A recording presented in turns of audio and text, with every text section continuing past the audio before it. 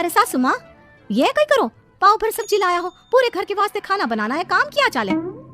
अरे बिंदड़ी, घनी महंगाई हो रखी है, जितनी सब्जी रखी है उसमें ही काम चला ले। कोई ना भाभी सा, मैं थारे लिए सब्जी लेकर आता हूँ। अरे काय करे छोरा, पैसा खर्च करने की कोई जरूरत ना है। एक दिन जमुना ने देखा कि उसकी सास की चप्पलें काफी घिस चुकी हैं और ये देखकर जमुना ने उन चप्पलों को घर के बाहर फेंक दिया। अरे बिंदड़ी, हमारी चप्पल ना मिल रही, थारे को पता है कि कठे है। सासू माँ, वो चप्पल तो मन ने घर से बाहर फेंक दी, बहुत घिस गई थी ना। अरे थारी भली होवे, मारी चप्पल क्यों फेंक दी, मैं अभी उठा कर लाती। अरे माँ क्यों जिद करे है, मैं थारे को नई चप्पल दिला कर लाऊंगा। अरे रहने दे, तू भी बिंदड़ी की जबान बोलने लगा है। नहीं चाहिए चप्पल मने, मारी पुरानी चप्पल घनी पसंद है। अरे माँ, भाई ठीक तो कह रहा है, छोड़ ना पुरानी चप्पलों का चक्कर, चल मैं थारे को नई चप्पल दिला के लाता हूँ।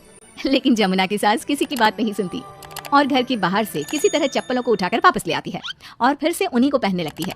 फिर एक दिन सुबह के वक्त जमुना मंदिर गई और जब वहाँ से लौट कर आई तो जोर जोर से चिल्लाने लगी। अरे कहीं बताओ, मंदिर में किसी ने हमारी चप्पल चोरी कर ली। अरे माँ, अच्छा ही हुआ ना, थारी चप्पल कोई चोर चुरा के ले गया। अब तू तो छोड़ने वाली थी ना, वैसे भी पुरानी चप्पलें थी।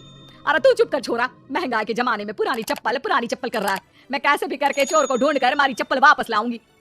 लेकिन माताजी, तब तक आप क्या नंगे पाँव फिरोगी पूरे गाँव में? अरे बिंदड़ी, थारी नजर लगी है हमारे चप्पलों को, तू ही कह रही थी ना, फेंक दो, देख अब चोर चोरी करके ले गया। और कुछ ही दिनों के बाद जमुना की सास को अपनी टूटी चप्पल एक गरीब औरत के पैरों में नजर आई। पकड़ लिया, अरे पकड़ लिया, तूने हमारी चप्पल चुराई ना, अब मैं थारे को छोड़ूंगी नहीं। अरे माँ जी, मंदिर में पड़ी थी, पुरानी चप्पल है, हमारे को लगा किसी के काम की ना है, इसलिए उठा ले आई। अरे पहनने दो ना हमारे को। आई बड़ी पुरानी चप्पलों वाली, एक तुम्हारी चप्पल चुरा ली, ऊपर से आंखें दिखा रही है, चल वापस दे चप्पल। अरे माँ, क्या कर रही है, अच्छा ना लगे, छोड़ दे, बेचारी गरीब औरत है। मैं कह रहा हूँ ना, मैं थारे को नई चप्पल दिला कर लाऊंगा। ना बेटा, चप्पल तो मैं यही वाली पहनूंगी।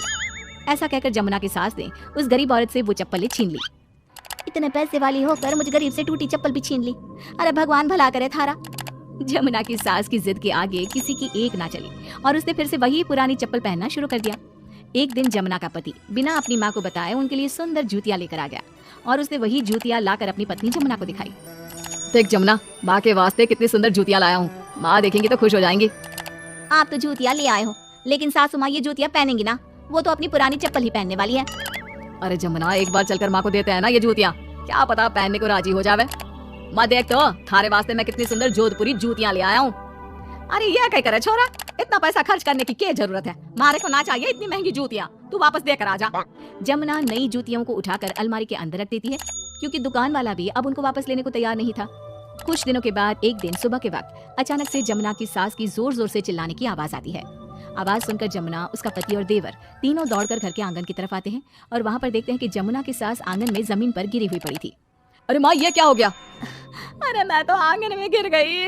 अरे सासू माँ, आप गिर गई कैसे, चोट तो ना लगी ना थाने? अरे बिंदड़ी, कहीं बताओ, पैर में बहुत जोर का दर्द हो रहा है। अरे सासू माँ, थारे पैर में तो सूजन आ गई, लगता है जोर की मोच लगी है। माँ, ये सब थारी जिद की वजह से हुआ है, सारे घर वाले थारे से कह के थक गए कि पुरानी चप्पल छोड़ दे। भाई तो थारे लिए नई जूतियां भी ले आया, फिर भी तू ना मानी। हाँ देवर जी, आप ठीक कह रहे हो सकता है अब सासू माँ को हमारी बात समझ में आ जावे। अरे आ गई, बात समझ में आ गई, अच्छी तरह आ गई, पैर में बड़े जोर का दर्द हो रहा है, अब मारे को सारी बात समझ में आ गई। ला बेटा, जल्दी से नई वाली जूतियां ले आ, आज से ना मैं वही पहनने वाली।